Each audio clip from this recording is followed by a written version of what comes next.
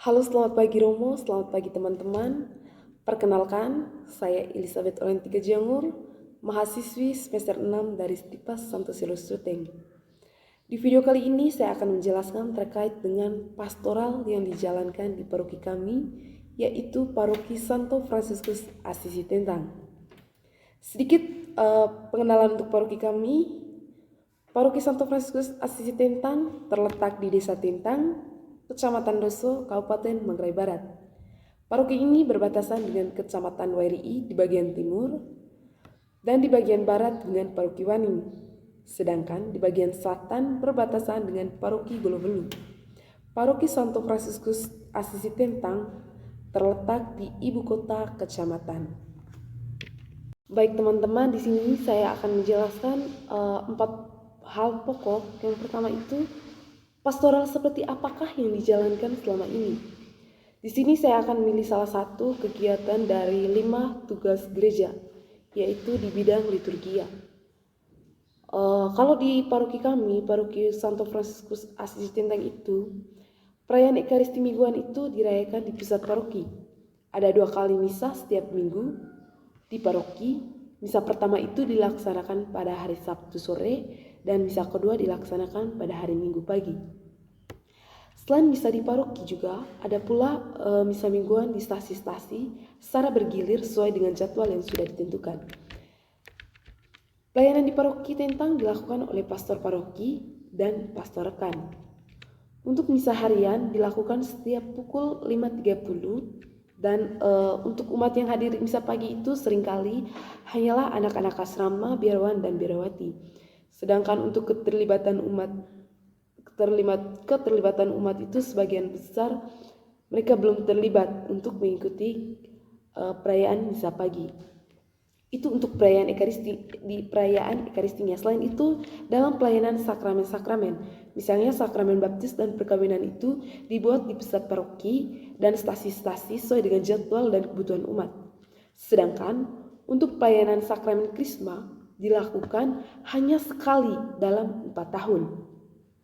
Dalam misa prapaskah dan advent, pelayanan sakramen tobat itu dilakukan di pusat paroki dan stasi-stasi oleh para imam Fransiskan yang berkarya di Keuskupan Ruteng. Selain itu juga perayaan Ekaristi pada Jumat pertama dalam bulan itu selalu rutin dilakukan di gereja pada pukul 17.30. Pelayanan orang sakit dilakukan berdasarkan jadwal dan kebutuhan darurat umat. Sedangkan untuk mendukung iman terhadap orang sakit dan orang tua, para biarawan diatur jadwal untuk mengantar ke komuni oleh para pater, suster, dan biarawan-biarawati. Selain pelayanan sakramen, hidup pula di kalangan umat kegiatan devosional, khususnya doa rosario. Doa rosario itu sudah menjadi kebiasaan sehat umat untuk mengadakan doa giliran atau kunjungan keluarga dalam sebuah KBG yang dilaksanakan pada bulan Mei dan bulan Oktober. Dan untuk mendukung devosi ini, di paroki kami itu terdapat 4 gua Maria.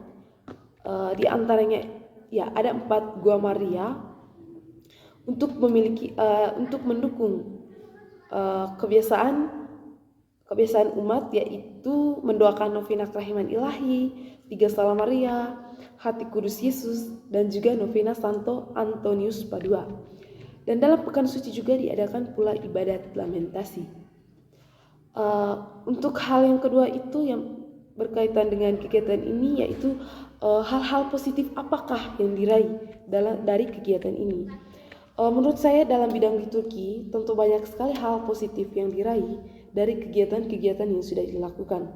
Di antaranya yaitu masyarakat itu semakin menyadari akan pentingnya perayaan Ekaristi karena pastor paroki dan juga pastor rekannya itu sudah membuat jadwal khusus untuk perayaan Ekaristi. Ya, dengan adanya kegiatan atau dengan adanya jadwal-jadwal khusus seperti ini, itu sangat berdampak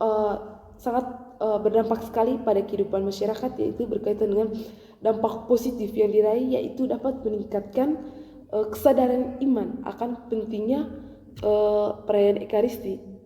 Selain itu juga kebutuhan umat itu dapat dilayani oleh pastor paroki karena pastor paroki itu tidak hanya berpusat di paroki, tetapi mereka juga akan terjun langsung ke stasi-stasi untuk melayani umat secara langsung. Yang ketiga itu, hal-hal apa sajakah yang harus dibenahi atau diperbaiki? Ya, sesuai dengan materi yang sudah saya jelaskan sebelumnya, bahwa ada begitu banyak kegiatan dalam perayaan Ekaristi yang dilakukan di pusat paroki kami, tetapi hal yang menjadi hal yang harus dibenahi atau diperbaiki itu yaitu berkaitan dengan misa pagi. Mengapa? Ya karena keterlibatan umat dalam misa pagi ini sangat minim. Karena misa pagi itu yang hadir itu hanya anak asrama, biarawan-biarawati, sedangkan sebagian besar umat itu belum terlibat secara aktif. Sehingga saya berpikir bahwa misa pagi ini yang harus perlu dibenahi atau diperbaiki. Karena kalau misalkan misa atau perayaan mingguan ataupun hari-hari besar, keterlibatan umat itu sangat aktif. Tetapi yang tidak aktif itu atau ya yang menjadi minimnya kesadaran umat itu berkaitan dengan misa pagi. Dan pertanyaan selanjutnya, rekomendasi apakah yang saya berikan ke pastor paroki? Kalau menurut saya berkaitan dengan rekomendasi ini, saya berpikir bahwa hal yang paling cocok untuk saya berikan atau saya sampaikan kepada pastor paroki itu yaitu berkaitan dengan pembinaan umat melalui kegiatan katekese. Ya, kegiatan katekese ini sangat penting sekali atau dapat meningkatkan kesadaran umat terkait dengan perayaan Ekaristi.